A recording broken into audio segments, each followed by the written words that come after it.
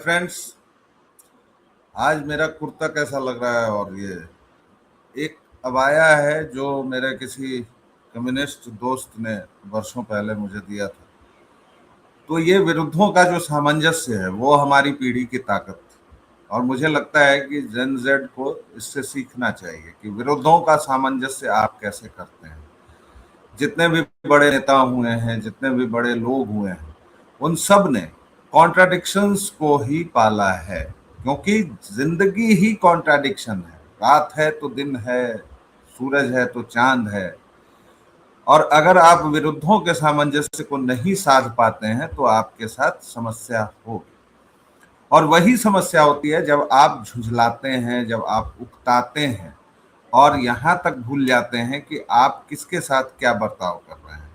उसी क्रम में जमकर प्रधानमंत्री को गाली दी, प्रधानमंत्री की स्वर्गीय माँ को भी गाली दी। हालांकि आजकल हमारे प्रधानमंत्री आप लोगों के चक्कर में इतना अधिक आ चुके हैं कि वो रोज रात को उठते हैं 11 साढ़े 11 में, एक रील बनाते हैं, 2-3 करोड़ ट्रैक्शन लेते हैं और उसके बाद आराम करने चले जाते हैं।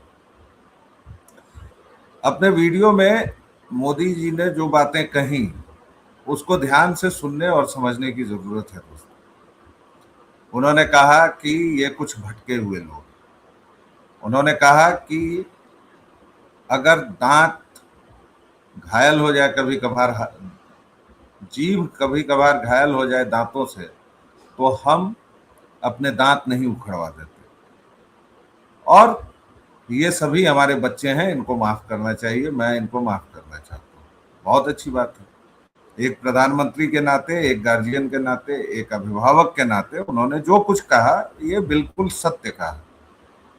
अब समस्या ये है कि उनके इस वीडियो पर भी जिस तरह की प्रतिक्रियाएं आई हैं ना जेन जेड, उससे आप लोगों को संभलने की जरूरत है। क्योंकि देखिए, आज वो तमाम गालीबाज लोग माफी मांग रहे हैं, रो रहे हैं, और वो एक कोई मीम आप लोगों का बनता है जिसमें कि हमरा तो जिंदगी ये खराब हो गया है, इस तरह से रोते हुए कोई बोलती है। अनुष्का शर्मा का है या कंगना रनौत का है वो रील।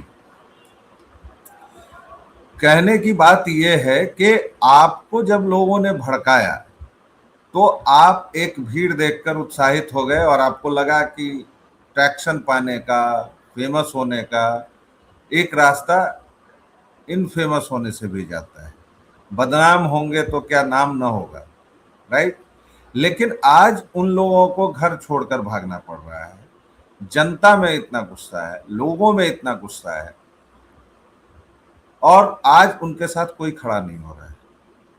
लेकिन प्रधानमंत्री के इस वाले वीडियो पर जिसमें वो माफी की अपील कर रहे हैं, फिर से आपको लोग भड़काने आ गए हैं। जैसे आरफा खानम है, वो खुद को पत्रकार कहती हैं, लेकिन वो अधिक से अधिक एक मुस्लिम एक्टिविस्ट और कम से कम एक जिहादी है। उन्होंने एक ही बात, और वो लगभग मुझे लगता है कि टूल किट का हिस्सा है। आप लोगों को बताने की जरूरत नहीं है कि टूल किट क्या होता है और क्या नहीं होता है। उन्होंने लिखा है कि प्रधानमंत्री जी, आपके बच्चे, आप गार्जियन नहीं हैं और राष्ट्रपिता महात्मा गांधी ही थे, और आपका काम देश चलाना है जिसमें आप बुरी तरह असफल हो रहे हैं। ये उन्होंने प्रधानमंत्री को कहा है। कई लोगों ने कहा है, सेम एक ही डायलॉग है, लेकिन वो बेसिकली आप पर निशाना साध रहे हैं। आपका कंधा वो फिर चाह रहे हैं बंदूक के लिए।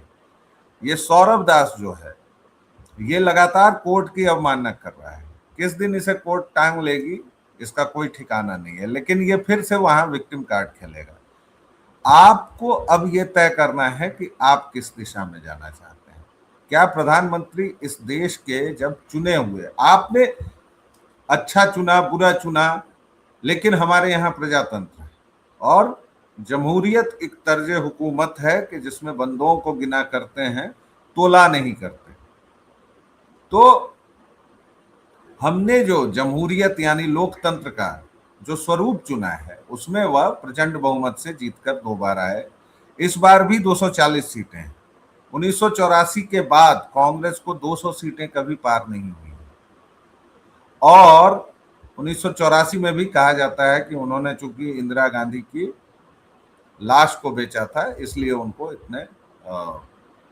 इतनी सीटें मिली। खैर वो एक अलग बहस का विषय है। लेकिन इस देश में, पूरे देश में चुनाव हुए, सांसद चुने गए, उन सांसदों ने प्रधानमंत्री को चुना। प्रधानमंत्री एक बड़े दल के जुड़े हुए हैं, और वह अगर 140 करोड़ भारतीयों के गार्जियन नहीं है तो कौन होगा? अगर राष्ट्रपति हमारे गार्जियन नहीं है तो कौन होगा? भाई ये सर्वोच्च पद है, और ये लोग इसीलिए हैं। अगर ये गार्जियन नहीं होते तो जो इच्छा थी विपक्ष की, आप लोगों पर गोलियां चलवा दी गई होती। हम में से भी कई ने कहा है, इनफैक्ट मैंने भी कहा है कि ब्रूट फोर्स का इस्तेमाल होना चाहिए। आप चाहें तो मुझे गाली दे सकते हैं, लेकिन होना चाहिए, क्योंकि देखिए स्वतंत्रता, आपकी मुट्ठी स्वतंत्र है, लेकिन अगर मेरी नाक इसके आड़े आती है तो वहां आपकी स्वतंत्रता खत्म होती है। उसी तरह डिसेंट ठीक है, लेकिन भारत तेरे टुकड़े होंगे ठीक नहीं है।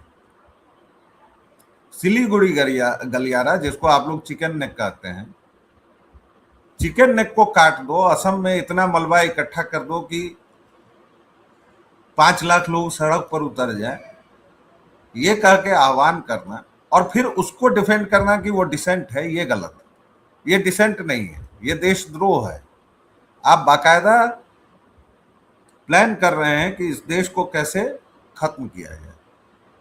आप बाकायदा योजना बना रहे हैं कि इस देश को कैसे बर्बाद किया जाए। ये ठीक बात नहीं है।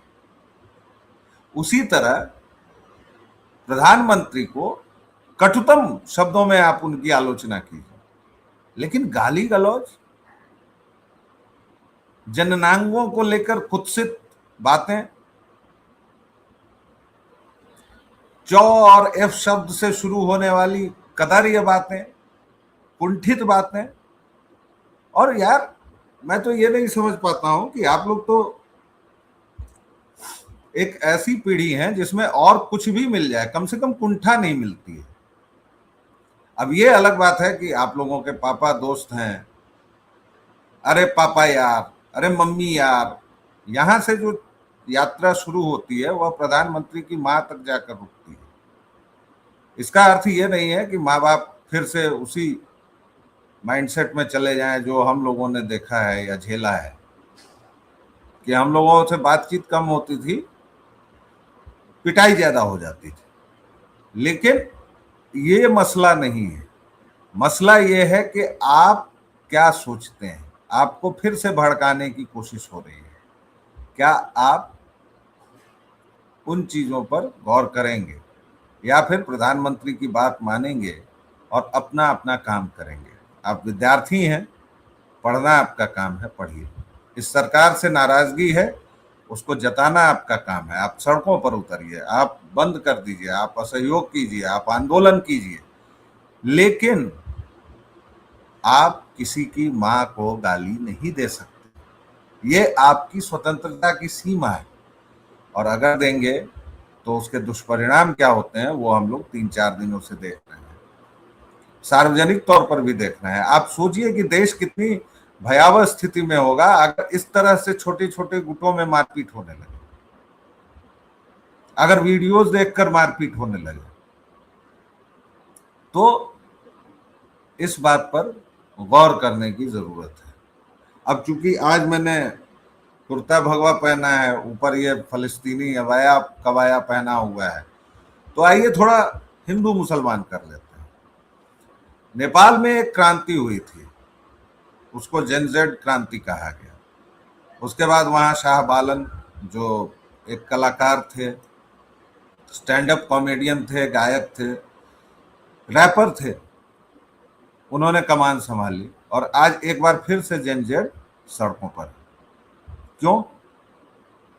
और इस बार मसला है आप लोग जिससे कहते हैं कि हमेशा तुम लोग हिंदू मुसलमान हिंदू मुसलमान हिंदू मुसलमान कहते रहते हो, लेकिन नेपाल के सुनसरी और सिराहा में जो 26 से 31 जुलाई के बीच हुआ है, उसमें आप लोगों को मुख्य बात क्या लगती है? क्यों हुआ है? कैसे हुआ है? कांवड़ यात्रा को लेकर हमारे देश में जब तक कुछ कुछ कहा जाता है, फोटोज निकाली जाती हैं कि भाई इनको ये तो सड़क पर नमाज क्यों नहीं। अव्वल तो वैकल्पिक रास्ते दिए जाते हैं और वो रास्ता जो बंद होता है वो पूरा बंद होता है। दूसरे, लाखों कांवड़ यात्री, उसमें कई तरह के प्रकार होते हैं। कोई डाक बम होता है जो बिना थके बिना रुके जाता है जल चढ़ाने, कोई खड़ा बम होता है जो खड़े खड़े जाता है, कोई प्रदक्षिणा देते हुए जाता है, दंडवत करते हुए जाता है। इस सब तरह की तमाम विधियां होती हैं, तो वहां खतरा है। लेकिन खैर हमारे देश में अलग अलग तरह के लोग हैं, मिजाज के लोग हैं, उनको सड़क पर ही नमाज पढ़नी है तो वो उसके लिए भी होते हैं। और हम हिंदू मुसलमान नहीं करते हैं, मैं केवल हिंदू करता हूं। और आप देखिए कि नेपाल में वही हो रहा है। नेपाल की आत्मा हिंदू राष्ट्र की थी, उसको आपने एक खोखली क्रांति के जरिए, माओवादी क्रांति, आज कहां है प्रचंड, आज कहां है कम्युनिस्ट, कोई पता नहीं। लेकिन नेपाल की मूल भावना, उसकी आत्मा के साथ जब आपने छेड़खानी कर दी और उसके बाद वहां बड़ी संख्या में मुसलमानों का अवैध आगमन हुआ, रोहिंग्याज बसे, बांग्लादेशी बसे, और पूरा भारत नेपाल सीमा पर आप जाएंगे तो अवैध मदरसे, दरगाह सब दिखेंगे। एक सबसे बड़ा विश्वविद्यालय तक खुल गया है। हालांकि इस्लाम और विश्वविद्यालय कहते ही मुझे हंसी आती है, लेकिन खैर, तो वहां भी एक विश्वविद्यालय खुला है। अब उस विश्वविद्यालय में क्या होता होगा वो अल फलाह यूनिवर्सिटी में हम लोग देख चुके हैं। लेकिन वो युवा पीढ़ी फिर से आ गई है। क्यों? क्योंकि कांवड़ यात्रियों पर कुछ मुस्लिमों ने आपत्तिजनक टिप्पणियां की, पत्थरबाजी हमेशा की तरह इनका सगल, और नेपाल की जनता अब फिर से वही रिक्लेम करने आ गई है। वहां हिंदू राष्ट्र को पुनर्स्थापित करने की मांग हो रही है। एक तरफ आप ये देख रहे हैं, दूसरी तरफ आप स्पेन के सेउता शहर में आइए। ये दोनों बातें अप्रासंगिक नहीं है। 57 इस्लामिक देश हैं इस पूरे विश्व में। 203 या 204 जो देश हैं, अभी एक आध और बने हैं तो वो पता नहीं, लेकिन 203 204 जो भी देश हैं उसमें 57 मुल्क इस्लामिक हैं। सेउता नामक जो शहर है स्पेन का, वो जिब्राल्टर जो जलडमरू मध्य है उससे यूरोप में प्रवेश का रास्ता है। और ये बात बहुत पुरानी होती है, 7वीं सदी से, जब पहली बार अरबियों ने सेउता को जीता था या अपना कब्जा जमाया था। ये अगर आप शुरू करें तो 711 ईस्वी में उत्तर अफ्रीका से उमैयद सेनाएं पार करके आई, जिब्राल्टर पार की उन्होंने, और आइबेरियन प्रायद्वीप, जो आज का स्पेन और पुर्तगाल जिसको हम देखते हैं, वो दरअसल आइबेरियन प्रायद्वीप था उस समय। और फिर जैसा कि होता है, एक हाथ में कुरान एक हाथ में तलवार लेकर लोग आए और अधिकांश क्षेत्र मुस्लिम शासन के अधीन आ गया। फिर वो क्रूसेड का दौर चलता रहा। क्रूसेड मतलब वो 200 वर्षों वाला नहीं जो ईसाइयों और मुसलमानों के बीच हुआ था, ये लगभग 800 वर्षों तक आइबेरिया के विभिन्न भागों में मुसलमान ईसाई राज्य पतन, उत्थान, और उसी दौरान अल अंदुलस का विकास भी हुआ। लेकिन 722 से 1492 के बीच ईसाइयों ने फिर से पुनः अधिकार कर लिया, और इस प्रक्रिया को रिकॉन्क्विस्टा कहते हैं। अब 1415 में यहां से सेउता आता है पिक्चर में। 1415 में पुर्तगाल ने सेउता पर कब्जा किया, जो मोरक्को का उत्तरी तट है, और ये एक सूंड की तरह निकला हुआ है, और हमारे डॉक्टर प्रवीण झा जो कहते हैं अपेंडिक्स की तरह लटका हुआ है। ये पुर्तगाल की पहली विजय थी अफ्रीका में। उसके बाद वो चलता रहा, फिर 1580 आया। 1580 से 1640 के दौरान स्पेन और पुर्तगाल एक ही राजवंश के अधीन रहे। जब 1640 में पुर्तगाल स्वतंत्र हो गया, तब भी सेउता ने स्पेन के साथ रहने का निर्णय किया, और 1668 में लिस्बन ट्रीटी हुई, जिसमें पुर्तगाल ने औपचारिक रूप से सेउता पर स्पेन की संप्रभुता स्वीकार कर ली। ये मैंने ऐतिहासिक बैकग्राउंड इसलिए दिया है ताकि आपको आज की बात समझने में आसानी। आज वहां विवाद क्यों है, या घुसपैठियों की बाढ़ क्यों आई है? देखिए, भौगोलिक रूप से वो अफ्रीका पे है, लेकिन राजनीतिक रूप से स्पेन में है, और स्पेन में भी वो स्वायत्त शहर है, और उसको यूरोपीय संघ का बाहरी सीमा क्षेत्र माना जाता है। अब स्पेन का दावा है सेउता पर कि भाई हमारा तो सदियों से है, मोरक्को भी दबाता है, वो सेउता के साथ साथ मेलिला पर भी दावा करता है, लेकिन दोनों जगह स्पेन का वास्तविक प्रशासन है। अब जुलाई में जो हजारों लोग मोरक्को में आए, वो लोग कई वजहों से आए। पहला तो एज यूजुअल 57 इस्लामिक देश हैं, लेकिन उनको जाना है यूरोप में या भारत में। दूसरे, वो जो स्पेन में अभी जो लिबरल सरकार है, उसने इस तरह की बयानबाजी की, इस तरह के बयान दिए कि हम स्वागत करेंगे वगैरह वगैरह। तीसरे, मोरक्को की गरीबी और तमाम चीजें, और उसके बाद वहां से लोग आए। और चौथा, की सीमाएं खुली हुई हैं, इन अफवाहों ने भी काम किया, और हजारों लोग स्पेन में घुस गए। अब चिंता की बात यह है कि अब स्पेन भी गया, क्योंकि स्पेन एकमात्र वह ईसाई राज्य है जिसने इस्लामियों की सत्ता पलट दी है कई सौ वर्षों के संघर्ष के बाद। वरना इस्लाम जहां जहां गया है, वहां वहां उसने वहां की सभ्यता को खाया है, उसको किसी ने वापस रास्ता नहीं दिखाया है। एक स्पेन का उदाहरण है, और एक भारतवर्ष में श्री राम जन्मभूमि का मामला है, जिसको हमने बहुत शांतिपूर्ण तरीके से कोर्ट के माध्यम से 500 वर्षों के संघर्ष के बाद लिया। मैंने नेपाल की बात की, स्पेन की बात की, क्यों की? क्योंकि आप लोगों को का आरोप है कि हम लोग हमेशा हिंदू मुस्लिम करते हैं। हिंदू मुस्लिम करते हैं, और मैं हिंदू मुस्लिम भी नहीं करता, मैं हिंदू हिंदू करता हूं। क्यों करता हूं, उसके लिए ये कुछ ट्रिगर्स, आप लोग कहते हैं ना, ट्रिगर्स छोड़े जा रहा हूं। इन पर बात कीजिए और फिर बताइए मुझे, और फिर हम इस पर चर्चा करेंगे अगली कड़ियों में, चंडू खाने में, कि आप को क्यों हिंदू हिंदू करना चाहिए। और दरअसल ये जो आप आके अचानक झन्नाटे में बोल देते हैं कि मंदिर से मिलेगा क्या, फलाने से मिलेगा क्या, ये सब आप नहीं बोलते हैं, ये सब आपसे बुलवाया जाता है। तो इसलिए आइए साथ में पढ़ते हैं, साथ में बढ़ते हैं, और साथ में सवाल पूछना सीखते हैं। अभी के लिए चंडू खाने में इतना ही, फिर मिलते हैं। अस्ता ला विस्ता।